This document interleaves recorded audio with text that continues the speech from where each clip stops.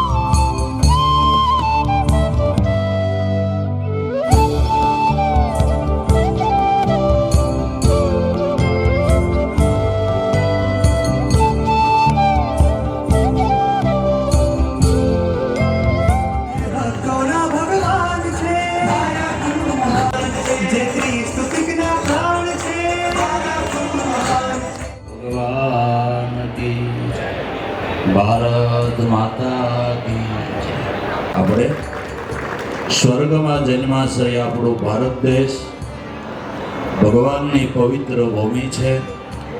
વારંવાર ભગવાનના અવતારો આ દેશની પૃથ્વી ઉપર થયા છે.